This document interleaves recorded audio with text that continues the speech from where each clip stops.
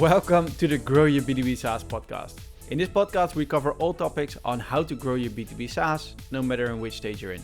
I'm Joran Hoffman, the host of the show and the founder of Redditus, which is a B2B SaaS that helps other B2B SaaS companies to set up, manage, and grow an affiliate program. Being a founder myself means I'm going through the exact same journey as you are, experiencing the exact same issues, and probably have the exact same questions. And this is why I started the podcast in the first place. Get advice from industry experts on how to grow my B2B SaaS. So if you like this content, make sure to subscribe, follow, give it a thumbs up. Let's just dive in. In today's episode, we're going to talk about how to unify sales, marketing, and SDRs in your go-to-market strategy. My guest is Chris Walker. Chris is the CEO from Passetto, a GTM strategy consultancy company where they helped SaaS companies to set up their GTM strategy. He's also a limited partner in Hatch, a production agency for dark social. He stepped down as CEO in January 2024, but he's still an executive chairman at Refine Labs. And with these three companies, he's built an ecosystem of complementary, highly specialized B2B GTM technology and services. Next to this, he also runs his own podcast called Revenue Vitals, where most people probably know him from, as he has around 150k followers on LinkedIn. So you will see a lot of content from him. Really happy to have him on the show today. Welcome, Chris. Thank you so much for the intro. Just one quick clarification for people. I don't see the move that I made at Refine Labs as stepping down. I see it as stepping up to executive chairman and leading the company in a different way, and also giving my incredibly talented business partner, Megan Bowen, who's been part of the company for more than 3 years, the opportunity to really take the business to the next level. And I'm really excited for what it's going to do for our company, for our team, and for our customers. So I see this as a strategic move that I made to allow amazing people to continue with what we're set out to do at Refine Labs. And also personally, I'm obsessed with this problem inside of B2B go-to-market generally. I framed it as demand gen in my early career, but I've come to learn that the problem is far more complex than how do you run your ads or how do you build your campaigns or even how do you measure your website pipeline or something like that. And so I see this core problem in the market. I think there's a large opportunity to solve it with software. And so I decided to make the move with the things that I mentioned with Refine Labs and having Megan take over, as well as giving me the opportunity personally to pursue this problem that I'm very passionate about and try to solve it for the market. Nice. Yeah, we're going to talk more about that. And I think it's a good point. Like it's stepping down, but stepping up in the same time. I'm going to always start with a really Dutch blunt question. Why should people listen to you today? I think the main reason that people are attracted to the content that I produce and the things that I say is because I have an incredibly broad and data-driven view of the B2B SaaS and tech go-to-market and B2B generally. I think I have seen different companies' Salesforce data over the past 4 years, more than 200 Salesforce instances. I analyze that data in an incredibly unique way. I've been able to develop benchmarks and best practices and things like that, along with all the great people on my team, and believe that I have also a key pulse in the market of what is the market doing? What are customers doing? In a variety of different industries. Companies that I work with sell cybersecurity software to CFOs, to HR directors, to salespeople, to marketers, to CEOs, to developers, to CTOs. There's a variety of different buyers, and there are patterns and trends in how the entire market and all those different buyer personas are changing their behavior and how they buy. And so for all those reasons, I think I just have a really unique perspective and an on-the-ground view, not sitting up in an ivory tower in a boardroom saying what I think. It's really all the perspectives that I have are built from collecting tons of information from all the smart people that are doing the work, and I work alongside them. So that's why I would think that you might want to give what I'm saying a shot. Exactly. And I would definitely say go follow Chris because like what he says is true. He will definitely share all the insights and back it up with data. I like to always start from the real beginning and the real basics. Could you explain in your own words, what is a B2B go-to-market strategy? A go-to-market strategy is a plan for how you plan to engage, attract, convert, and expand your target set of customers or whatever list of customers that you decide. You could look at go-to-market more broadly in terms of the pricing strategy, the ideal customer profile, the product strategy, things like that. I really look at that as the business strategy. And so when you boil it down in go-to-market, it's, okay, we know our target customer, we know what the product's going to do, we know what the pricing strategy is, and then underneath that, how are we going to operationalize that in order to acquire and expand customers at an acceptable ROI to drive our growth rate, whether it's the rule of 40, hyper growth or whatever you're trying to achieve. Nice. And we're going to dive deeper into that in a bit. Want to get one basic out of the way as well.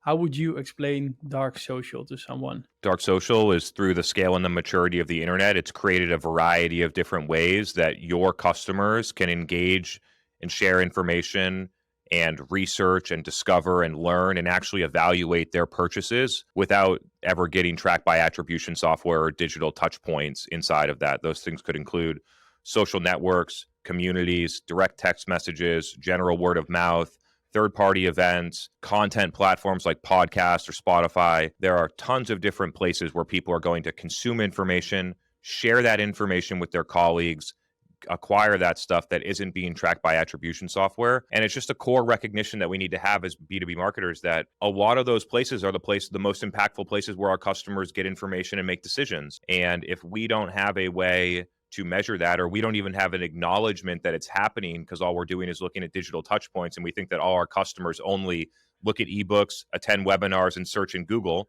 and we don't have the view of what customers are actually doing, it just leads us to make very poor investment and strategy decisions around how we're going to engage those customers and try and attract and win them. I like the explanation. I think it goes really well into the next question, because now we're going to dive a bit deeper, as in this is probably already one of the common mistakes companies make, right? When executing on their go-to-market strategy. Are there any other common mistakes companies make? If you boil down the core common issues that I see in B2B go-to-market, number one is the siloed approach to go-to-market. There is no overarching system or holistic way to determine the entire go-to-market strategy. It's siloed, and marketing has their budget and their own specific analytics and their stuff. And then SDRs get measured in an entirely different way, and they have their own budget. And then sales has the own thing, and then CS and AM have their own thing. And we just take, okay, we're going to spend $50 million on sales and marketing next year. So I guess marketing is supposed to get 30% and sales is supposed to get 60% and SDRs get 10. And they just pick random percentages based on like benchmarks or best practices and how to divide the budget. And I just think that we need to be a lot more data-driven, especially with our own performance and what we're learning from customers in order to invest and allocate across the whole entire go-to-market. As a stem from that, the siloed analytics that happen inside of B2B companies by the siloed nature of their departments and how they evaluate those investments creates conflicting data between all these systems. And so there's no overarching system. So then all of a sudden marketing is over here with their attribution software and they're saying content syndication and direct traffic and Google search are all these best performing things, and they have their complex W-shaped model. But then the W-shaped model never gets used to evaluate how SDRs are performing or how sales are performing. And then SDRs have their own thing where if they get a meeting, then we have to make sure that we tag that so they get comped. And all the measurement around SDRs is to administer a compensation plan, not to optimize your outbound engine. And then you have the sales reps that have quotas. The quotas are set based on some super unrealistic target that gets set. Most sales reps are not hitting quota right now. I don't think it's due to sales reps not being talented broadly. I think it has to do with companies not planning appropriately and companies not investing appropriately across the entire go-to-market, which means they just overhire sales and SDRs and they have not enough demand to actually fulfill the quotas that all those people have. So you got siloed departments and then you have siloed analytics and investments inside of those departments, I see as two of the core issues. And then the last thing I think is just the mental model that B2B companies have around how they generate revenue, which is basically get a lead, have SDRs call that lead, so we'll pass the baton to SDRs, and then we'll get 1% or 0.1% of those to actually get into a meeting with us. And then we have this like one singular funnel around how we're going to hit our revenue targets that starts with 200,000 or some totally unrealistic number of MQLs and works its way down based on historical data. And the model always breaks with scale. You scale from 1,000 to 200,000 MQLs in 1 year, you're never going to get the appropriate return or the same return you got on the 100,000 MQLs before it. And so now that companies have very complex and multiple go-to-market motions running at once, they have partner, they might have product-led, they have outbound, they have their website, they have events, they have a multitude of go-to-market motions running at once, that how are we able to actually measure and optimize all of those motions together, not independently? I think those are some of the higher order issues that I see that I'm working to solve at my new company, Passetto. I'm positive that there are like tactical and more micro things, but with my focus in Passetto is really on the macro. How do we make a couple of core changes in our business that drives incredible, massive impact? And so that's where our analytics are focused and what we're trying to do. Yeah, and I think it's really nice because, as you mentioned, silo approach, so own budget per department, analytics per department, and you're basically fighting each other sometimes and not having the overarching analytics, as you mentioned. And even if it's not fighting, a lot of companies are over the credit fighting. You just don't have the data to make decisions. As a marketing leader, as an SDR leader, as a chief revenue officer, you just don't have the data in the right way. You have conflicting data between them. So even if you're over the department fighting for credit, it still leaves you in a place where you don't have what you need to be a highly successful executive. Yeah, makes sense. And I like what the other thing you mentioned, as in things are going to break or things don't scale often, like data wise, as what is working right now doesn't always work in the next phase. I experienced it with processes. For example, I was head of customer success in a previous startup, and processes always broke because you grow so fast. I didn't realize it would always consider also for the analytics part that things don't always scale. Things doesn't work. I guess what works now doesn't work tomorrow in a sense. Yeah, I think the rise of quote unquote revenue operations, or just like the operations teams broadly, has created a nice draft and a nice stream of progress from the 2017, 2018 timeframe to now, where B2B companies collect an enormous more amounts of data. They have better processes. I don't think that they're at quote unquote best, but they have better processes. It's starting to set the foundation and have the resources available that when companies want to make this macro change in their analytics, that they're going to have the means, and they're probably going to have the historical data to tell them that they need to do it. And so I think that the progress there has been incredibly useful. But I believe what's happened is that you basically have the foundation of a house, the foundation being the principles of how we track and measure sales, marketing, and SDRs digitally that formed in the early 2010s, first touch attribution, and last touch attribution. And then over time, we put new wallpaper on the house and we redo the floor. And so then we have W-shaped attribution. And now we have this new tool called Outreach where we can measure our like emails. And we continue to build on a foundation that I believe is fundamentally broken. And at some point, companies will figure out that they need to knock down the house, i.e., forget all of the outdated principles that they use to think about their analytics, and build an entirely new system set for the future, which is an integrated go-to-market team. We operate as an integrated go-to-market team across marketing, sales, SDRs, customer success, or better framed, how do we create demand, capture intent, convert pipeline, and expand accounts?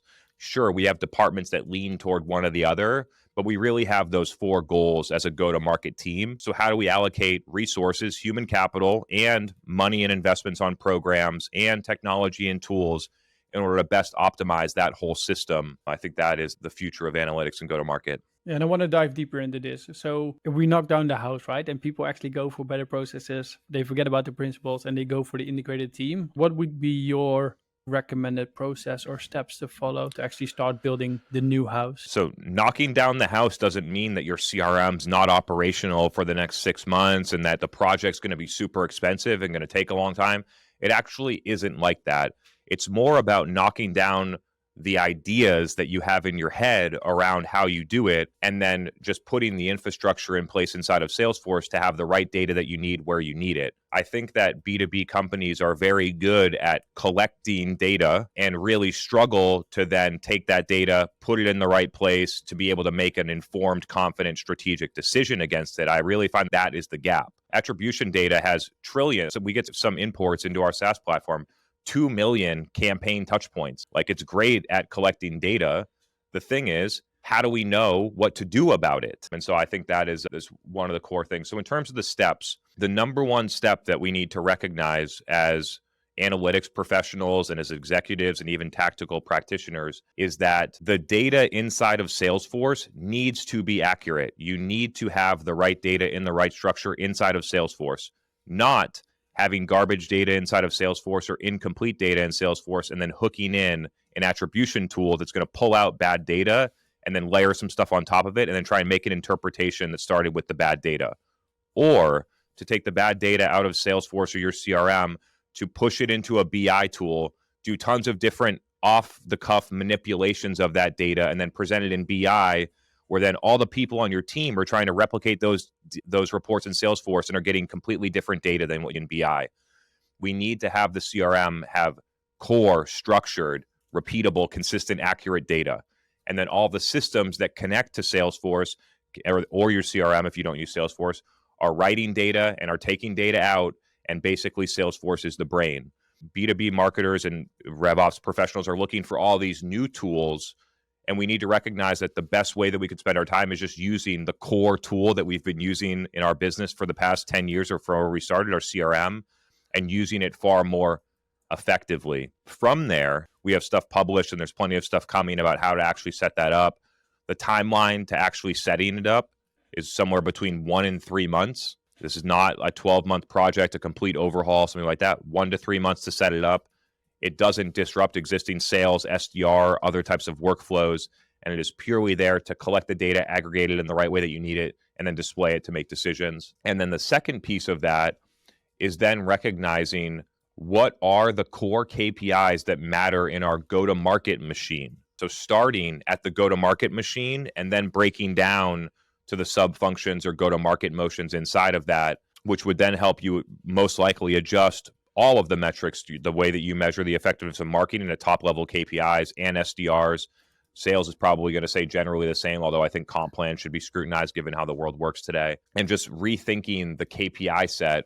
What I find in my research and working with a lot of companies is that the people inside of the companies are incredibly smart, are incredibly talented, and are going to do the things that they think are the best way to hit the goals that are assigned to them. And that the problem is that we assign them the wrong goals that drive them to do the wrong behaviors. And part of that is for compensation in the SDR side and even sometimes in the sales side.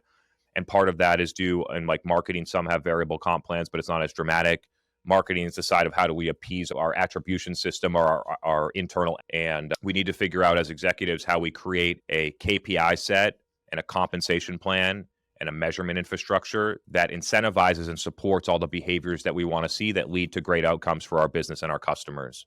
And we're just not there. The MQL, the MQA, the way that we look at an entire funnel with partner and outbound and lead generation and all these things as one set funnel.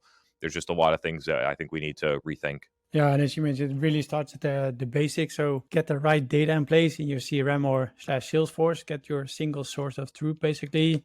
We're going to link to the document or the blog you mentioned, as in it takes set up like 1 to 3 months, right? Set up properly. So we'll link to that so people can check it out. And then from there, define your core KPIs. So make sure that everybody runs against the same goal. And then you break it up into the different departments and measure everything properly. And this sounds, if you summarize it, it sounds easy, right? What are the common challenges companies are going to face when they try to implement this, and maybe some ideas to overcome those? Any common challenge that you face with organizational change that could drive a massive impact and growth trajectory change in your company? They're facing the same thing as they think about what they're going to do with AI. They're facing the same thing when they think about how we look at our data. They face the same thing when they think about what are we going to do with our 35-person SDR team when our CAC payback is untenable now? What are we going to do? And they have to go through those decisions and manage a large organizational change that requires a lot of resources and a lot of executives and a lot of people to agree on something. And oftentimes that stuff leads to no decision, or we'll take care of it in 6 months. And then eventually the problem becomes so painful that they'll eventually do something about it. And what I would encourage people to think about is to think about, instead of waiting for the pain to be so big that we need to go out and run a fire drill to solve it, and we're bleeding money every single day that we don't solve it, to think about it as an offensive thing, to say, if we set this up over the next 1 to 3 months, that every decision that we make after that is going to have a much higher confidence and accuracy level that's going to lead to compounding gains in our business. The thing that I'm obsessed about right now is this idea of decision confidence in your go-to-market as a surrogate to, we survey our customers and say at the beginning and say, what is the confidence that you have in the data that you have and the decisions that you're making and how you're planning for 2024? Very confident, somewhat confident, not confident, super not confident, something like that. And then take it and then look at that not only as the CMO or the marketer, but also what does the CRO say? What does the CFO think?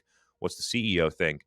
And try and understand what is the decision confidence inside of this company around their entire go-to-market and their investments. And generally, it's pretty low. Obviously, my sample is biased because they hired me to fix it. But I think if we went out to the market and looked broadly, that a lot of people would admit this over time, especially if you surveyed a lot of people in the company and then triangulated the differences. I think you would actually get the real answer. And then over time, trying to improve decision confidence, both qualitatively, all of the executives having more confidence in their decisions, but also tracking the data that you have and what percent of data that you have in order to make a confident decision. Right now, we're trying to help companies make a decision about how they invest $12 million next year that they spent $12 million on Google ads last year. And they're trying to figure out, should we keep spending $12 million? Should we increase it by 50%? Should we decrease it by 50%?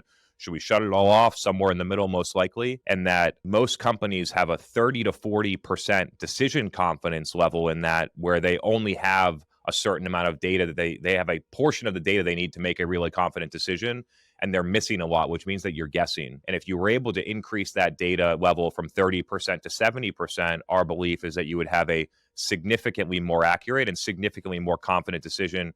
You'll make faster decisions. You'll make more of the right decisions, which will lead to compounding second order decisions that you make after that. I just think it creates a massive advantage to be able to use that data and make decisions more quickly and be aligned as a whole company around what data we're going to look at, why we're going to look at it, and what decisions we're going to make against it. It's not a perfect comp, but I do think it is interesting. Every single C-level executive can read a P&L at a company. They can get the monthly financial report or the quarterly board report, or you're publicly traded. You can look at that type of stuff and have a clear understanding about what's going on in the business and probably arrive at some of the same conclusions around what we should actually do next. And we just don't have that in B2B go-to-market. We do not have a commonly accepted set of data. We do not have common terminology.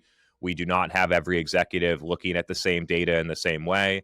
And we do not have alignment that if we see this type of data, then we make this type of decision.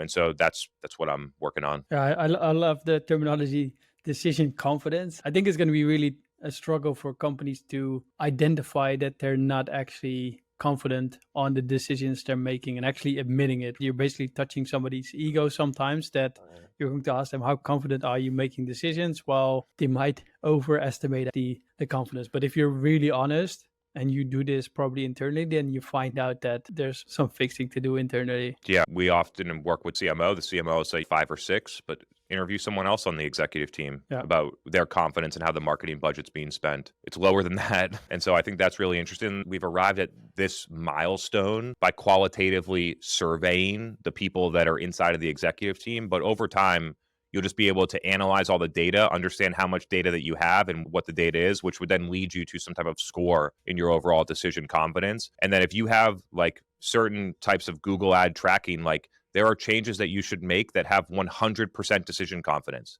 that if you change this, it's guaranteed to get this type of outcome. It'll improve your ROI. It'll lower your budget. You'll get a better conversion rate. There are elements of marketing and go-to-market that have that level of confidence based on data. The problem is that most companies don't have the full picture. They have 30% of the picture. And that comes down to the point that I made about the Salesforce data. All that data should be sitting inside of Salesforce so that you have 100% confidence on things like Google Ads, lead generation, your outbound strategy, and stuff like that. Yeah, and if you have a 30% confidence on a $12 million Google ad campaign, then something is going wrong there. And what it leads you to do is just not make any decision. If you don't have the data to make the confidence, or what many people that I work with run into is, hey, we're going through our annual plan. I'm looking at all these reports. It looks like everything is working across our entire go-to-market. The plan is just to not change everything next year and raise everything by 15%. And the outcome that you get when you have low decision confidence is not changing. And the thing that we need to recognize as go-to-market leaders is that being able to recognize a change and then move on it quickly is incredibly impactful.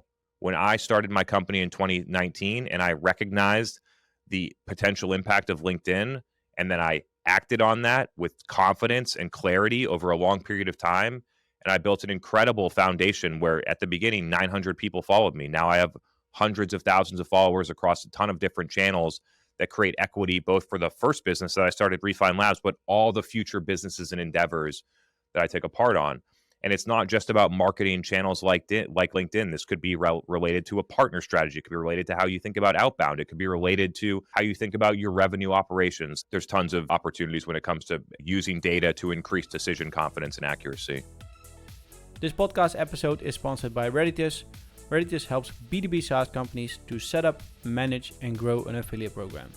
In short, it means you're asking other people, affiliates, to promote your SaaS.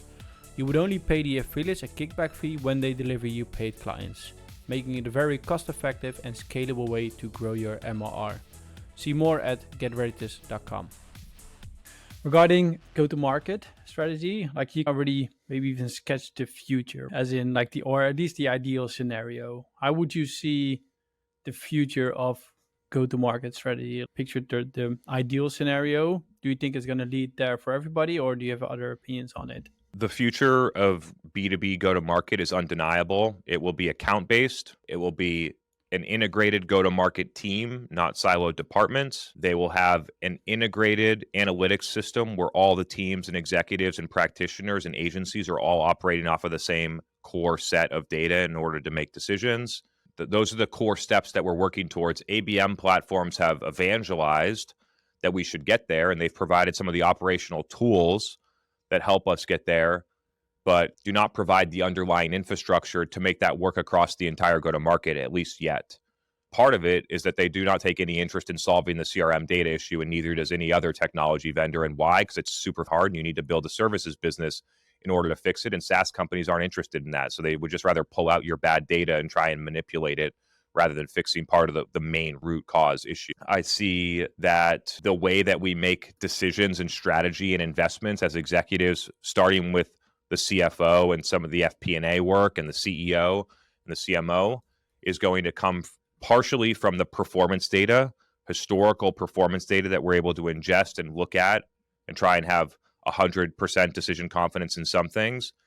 A massive ingesting of customer research data collected directly from our market, surveys, win-loss analysis, self-reported attribution, recording of all the calls that we take on sales and what questions are being asked, and a variety of other things that are then coming in and being able to be analyzed, manipulated, probably by the use of AI, to be able to have an input of what do our customers say, what does our historical performance data say, and then what does some type of future modeling look like?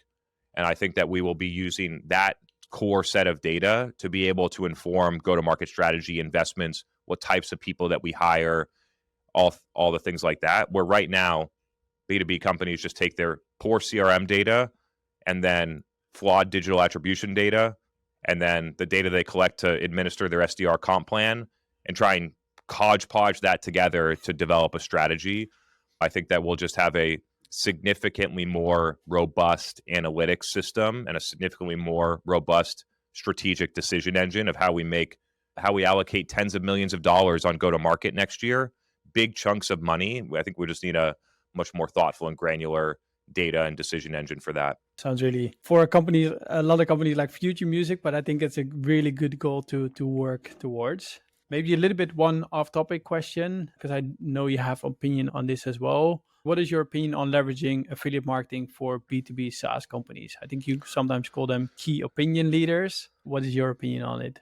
I just think there's a ton of different distinctions in here. So here's how I define them. I define an affiliate as someone who gets paid to refer you business directly. So they either click on an affiliate link or someone sends you an email with an intro. And because there's clear tracking of this person sent me this lead and then they became a customer, that I'm going to pay that person per transaction or per lead. That's how I view an affiliate. Then you have an influencer, somebody that has a audience on some type of channel, and you pay that person to distribute your message through their channels. It's almost like sponsoring a newsletter or sponsoring a post or something like that, where you're paying for the distribution. It's almost like buying an ad on LinkedIn, but you're buying it through a person hand-to-hand combat, and you're probably paying on some type of CPM basis, or you should get to a level where you're paying on some type of CPM basis for that. Then you have a key opinion leader, who is somebody that has an existing thought leadership, an existing audience in there that greatly uses and values the product that you sell. And because they use the product in real life, they drive key strategy into the market around what are the best ways to use the product? What are the best ways to measure it? What features aren't useful that you should just stop doing? What are new experiments or data that we can collect to support doing certain things or not certain things? And then how do we distribute that through our own channels and potentially co-content collaboration with the business as a long-term strategic partnership, like an external evangelist? Very popular strategy inside of medical device. We did this in 2016, and it's not like I made this. Medical device companies have been doing this since the 90s, probably before that, where you get your product in a physician's hand. They have a core need or something that they're interested in from a research or patient outcome perspective. They start using the product, they get certain results, then they start talking about it, researching it, presenting at conferences and things like that. And you try and have that person be a partner with you, sometimes compensated, often compensated, sometimes long-term financial incentives to grow the business and have some type of financial event. And I see that as the evolution of how most companies think about partnerships, like affiliates, that if you have, and then they one-off do influencer sponsorships, but they don't measure it the right way, and a long-term partnership would never work that way, that eventually they will mature to look at them as probably will continue to have affiliates, but to say that we need key opinion leaders who are going to provide our company with strategy and keys to drive the market forward around the things that we're doing, I just think is an incredible strategy, proven in other industries, not used broadly enough inside of tech and SaaS, and looking forward to companies trying it out and seeing the major impact that it can have.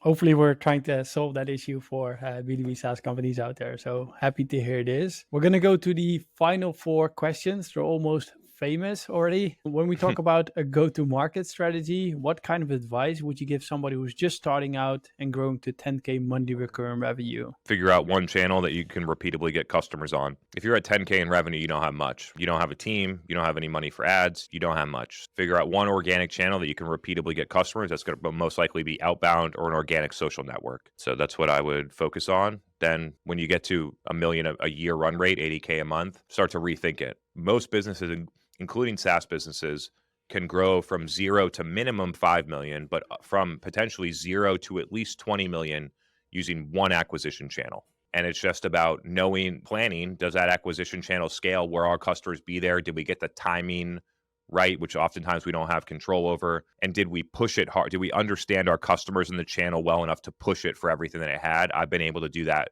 with LinkedIn and a podcast. There's companies that have been able to do that with LinkedIn that are not me, and there's a variety of other channels. And so I think it's really just about getting one channel to work really well to repeatably acquire customers at that stage. You already semi-answered the next question. What kind of advice would you give somebody who passed that 10K monthly recurring revenue and is growing towards 10 million ARR? As you start to get into the 10 to 20 million ARR range, at the low end 50, at the high end 200 employees, that a lot of processes start to break. A lot of internal communication methods start to break. You have a lot of different people running, and misalignment between departments and teams starts to become very apparent, especially in go-to-market. And oftentimes that a business that gets there, especially if you're getting there fast, will quote unquote hit a ceiling where something fundamentally needs to change in the business, which isn't always about go-to-market. It could be sales and marketing, but it could be product, it could be operations, it could be culture. There's something that needs to change in the business to unlock that next potential growth trajectory. And so that's more of that's business advice overall. It's not go-to-market's the only thing that breaks as your company scales, and being able to try and identify, and sometimes it can take a long time to tease out. It can take years to really tease out what is the thing that's holding us back, or what are the assumptions that we had about how our business will grow, or about what our customers do that are no longer serving us, and being able to clearly identify that, be able to make a change.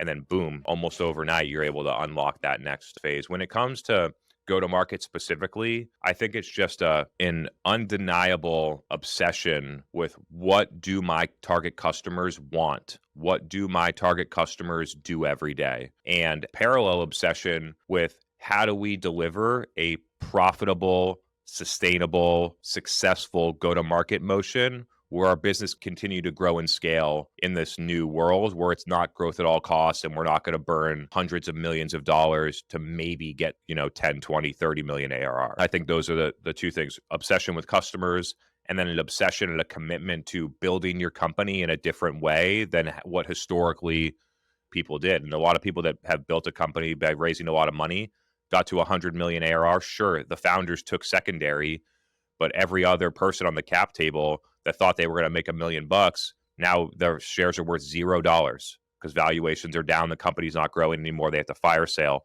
it's clear that it's emerging that there'll be a different way to build technology and SaaS companies. It doesn't involve such a heavy hyper growth, raise money and burn that money. I think we'll have a more thoughtful conversation about growth moving forward. Yeah, nice. And it goes smoothly into the third question out of four. If you just zoom out, would you have any more general advice, maybe what you just touched upon right now already, towards other SaaS founders who are now on their journey? Some advice that I have for SaaS founders: be obsessed with customers and stay close to customers for as long as possible, if not forever. Do not be afraid to sell services, especially at the early stage, to be able to truly figure out and make customers successful. Many founders think it's off limits to build some type of professional services arm because it's a software company that needs to have certain gross margins. And if we have services revenue, it'll devalue the business. The problem is that if you don't build the services, then your NRR is like 85%. And then all of a sudden you don't even really have you don't have an investable business. And so do not be afraid to build services that drive customer success and accelerate the progress of your product by really being with the customer. And then think about doing things differently. The traditional playbook of hire a bunch of SDRs and blitz scale and spend a ton of money on advertising when you have 7 customers and you don't know who you're selling to or why they're buying. Just the old playbook is super inefficient. It's not customer focused.